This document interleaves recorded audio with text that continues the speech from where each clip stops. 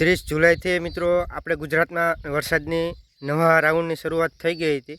30 જુલાઈએ સાંજે દક્ષિણ ગુજરાતમાં વરસાદની એન્ટ્રી થઈ ગઈ હતી અને 31 જુલાઈ અને 31 જુલાઈના દિવસે મધ્ય ગુજરાતમાં એન્ટ્રી થઈ ગઈ અને રાતે સૌરાષ્ટ્રના વિસ્તારોમાં 31 જુલાઈથી અને 1 ઓગસ્ટ સુધીમાં ગુજરાતના લગભગ જિલ્લાઓમાં એક સારામાં સારો વરસાદ પડી ચૂક્યો છે.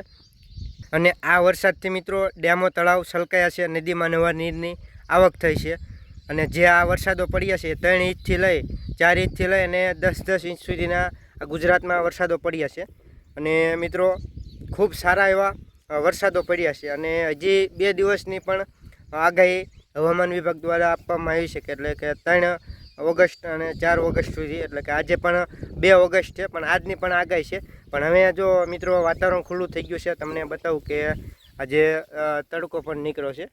તો તમે જોઈ શકો છો કે જે તડકા નીકળવાની આજે ઘણા સમયથી આ તડકો સારો એવો નીકળ્યો છે કે લગભગ 10 થી 12 દિવસ સુધી આવો તડકો નહોતો નીકળ્યો, પણ આજે તડકો નીકળ્યો છે. અને જે પણ આપણો પાક છે, ચોમાસું પાકનું જે પણ વાવેતર કર્યો છે એમાં પણ એક જે તડકો નીકળે અને એ પાકને પણ જે ઉર્જા આપતું હોય છે, એમાં પણ એ ખોરાક લેવાની જે પ્રક્રિયા ચાલુ થતી હોય છે.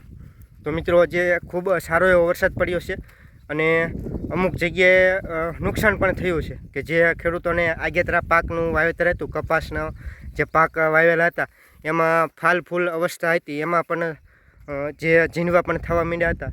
તો એવા ખેડૂત મિત્રો છે એમને થોડુંક નુકસાન પણ થયું છે. અને જેને પાયસેતરા કપાસિયા, એટલે આ તમે જુઓ કે આવા જે નાના કપા હોય છે એમના માટે ખૂબ સારો એવો ફાયદો છે.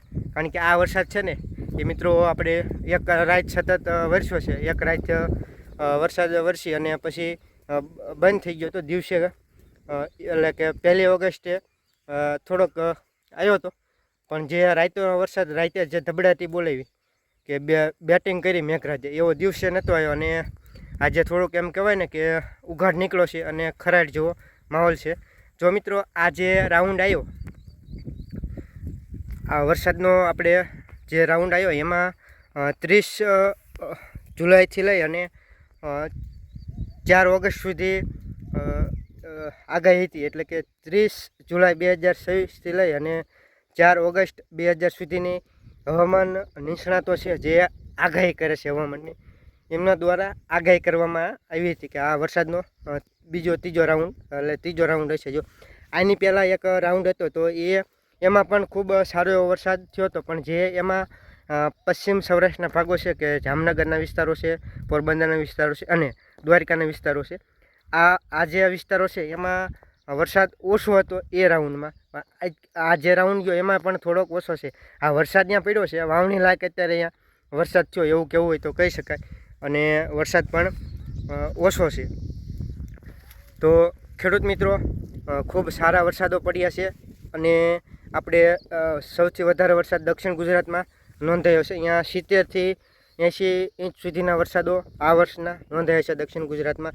અને જે આ રાઉન્ડ ગયો આપણે 30 જુલાઈથી જે આપણે 4 ઓગસ્ટ સુધીનો જે આ રાઉન્ડ અત્યારે ચાલુ છે એમાં પણ 10 ઇંચ સુધીના વરસાદો જે આપણે દક્ષિણ ગુજરાતના વિસ્તારો છે અને મધ્ય ગુજરાતમાં એમાં પણ 7 ઇંચથી લઈ અને 9 થી 10 ઇંચ સુધીના વરસાદો આ નોંધાયા છે છેલ્લા 2 દિવસની અંદર.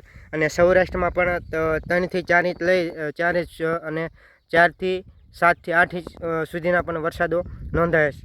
તો મિત્રો દક્ષિણ ગુજરાતના તમામ વિસ્તારો છે એમાં પણ ખૂબ સારો વરસાદ પડ્યો છે. મધ્ય ગુજરાતના વિસ્તારો છે એમાં પણ ખૂબ સારો વરસાદ પડ્યો છે.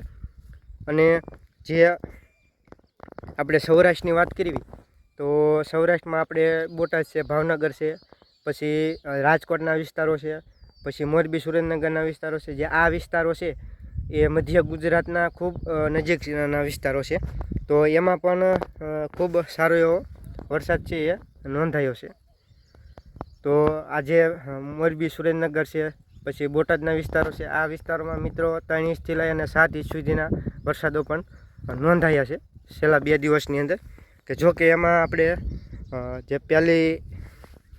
31 જુલાઈથી 31 જુલાઈના દિવસે રાતે ચાલુ થઈ ગયો છો અને મધ્ય ગુજરાતમાં જે અમદાવાદના વિસ્તારો છે એમાં 31 જુલાઈ દિવસે ચાલુ થઈ ગયો છે. સૌરાષ્ટ્રમાં આપણે રાતે વરસાદની જે બેટિંગ છે એ ચાલુ થઈ ગઈ હતી. તો આજે સૌરાષ્ટ્રના જે વિસ્તારો છે, આપણે દ્વારકાના વિસ્તારો છે, જામનગરના વિસ્તારો છે, ત્યાં થોડો વરસાદ છે એનું પ્રમાણ આ રાઉન્ડમાં પણ થોડુંક ઓછું રહ્યું હતું. અને આ જે બાકીના જે બીજા વિસ્તારો છે એમાં ખૂબ સારા વરસાદો પડ્યા છે.